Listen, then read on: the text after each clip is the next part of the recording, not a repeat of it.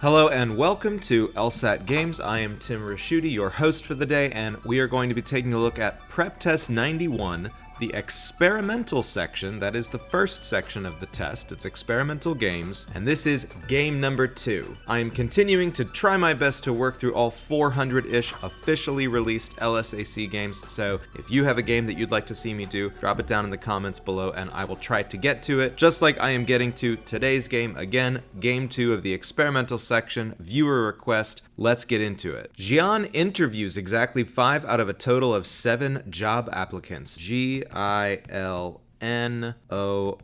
and S. Okay, 7 applicants for 5 spaces. So right away I'm thinking, is this an in and out game where we're picking 5? But the next thing says R and S? No. R and T. But the next thing it says is she interviews the 5 one at a time, once each. Interviewing must meet the following conditions, and right away Lim is interviewed second or third. So now this is feeling more like an order game. So I think what I'm gonna try to do is kind of set up a hybrid in-out game with an order element, and so that's gonna look like 1, 2, 3, 4, 5, and out. So we will keep track of who is in and out, and of course we will keep track of what order people go in. Let's go ahead and symbolize our clues. Again, L is either second or third, so let's get that right on the diagram. N or T is interviewed last, so that's pretty good. We can put that right on the diagram. One of N or T has to go in that case. Gallagher, if interviewed, is interviewed first. Okay, interesting. So we don't know that Gallagher goes, but basically if Gallagher is interviewed, then Gallagher is first. And right away we want to do our contrapositive. If Gallagher is not first,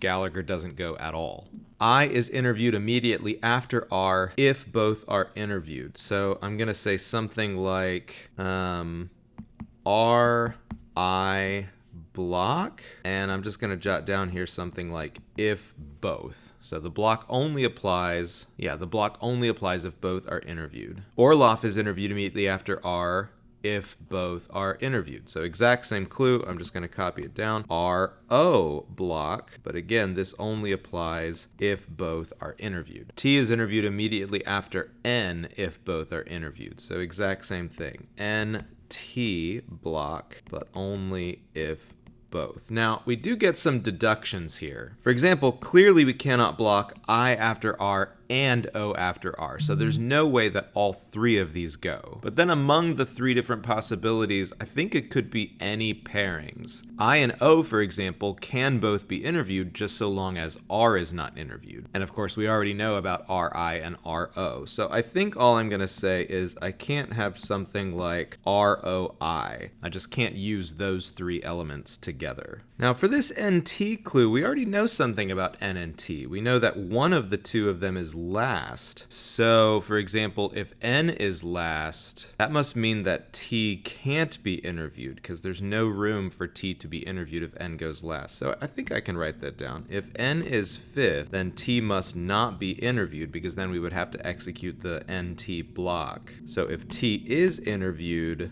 that must mean that N is not going 5th. Okay, pretty good. I think we can go ahead and get into the game, and as always, we're looking for a pick a clue style question where we can just kind of work our way into the game by picking a rule, eliminating any answer choices that violate that rule, and then seeing what's left. Fortunately, number 6 is that kind of question here. Which one of the following could be a complete and accurate list of the applicants interviewed listed in the order in which they are interviewed? So we've got just the 5 who are being interviewed here. Let's see, Liam has to be second or third, so right away C is out because, not Liam, Lim.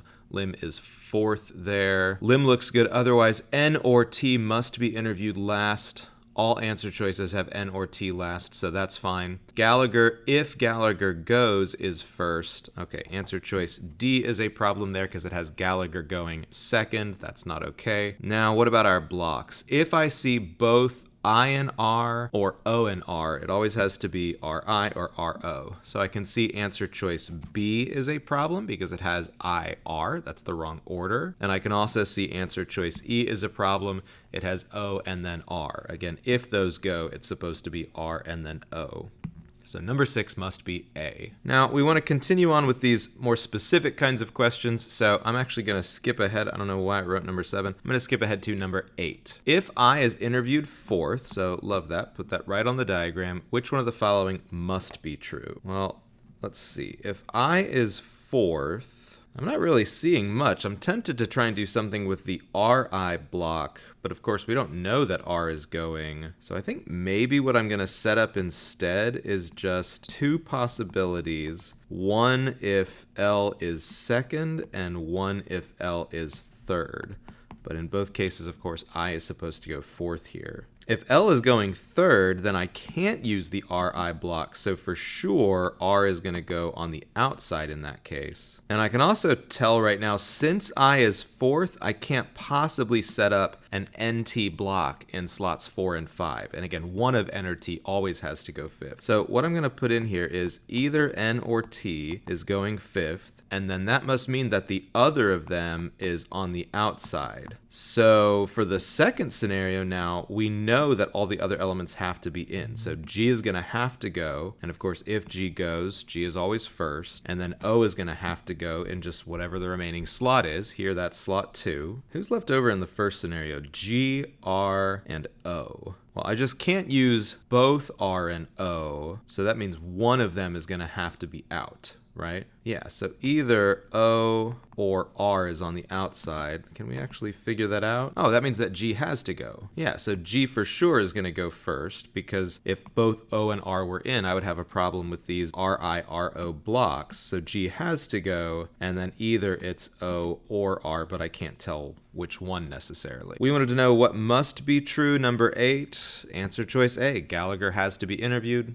Gallagher's going first. All right, moving on. Number 9 is next. If Gallagher is interviewed first, very nice, and O is interviewed second, wow, a lot of information here, each of the following could be true except, well, obviously R must be out because I can't do the RO block here if I've already got a GO block. I can also tell L has to go 3rd here. L is always either 2nd or 3rd. But then for these 3 remaining elements, N, T, and I feel like there are just lots of possibilities. It could be NT with I on the outside. Okay, now this is interesting. It can't be TN because if N and T are going, they have to go in that order. So for sure, I can say, can I say that? I don't know that that's all that useful. Never mind. So let's see, what else is possible? If I is out, it has to be NT 4 and 5. If it's T that's out, N would be going 5th and I would be going 4th. If it's N that's out, T would be going 5th and I would be going 4th. Okay, so we can figure out those 3 possibilities. Number 9 was a could be true except I is interviewed 4th. Well, that's definitely possible. Cross off A. R is interviewed 4th. No, that is not possible. Number 9 is B. Just 2 questions left here. Number 7, a general question. Which one of the following is a complete and accurate list of the applicants, each of whom must be interviewed? Well, for sure, L has to be on this list, so we can get rid of A and we can get rid of B, but C, D, and E all have L in them. We've always seen G. G is in both D and E right now. But do we have to have G, or does it just happen to have worked out that way so far? I don't think so. On number 9, for example, they told us G was first, but if they hadn't said that, you could easily imagine R going first and G going on the outside instead, and that would obey the RO block. So I don't think G has to be interviewed, so we can actually go ahead and get rid of D and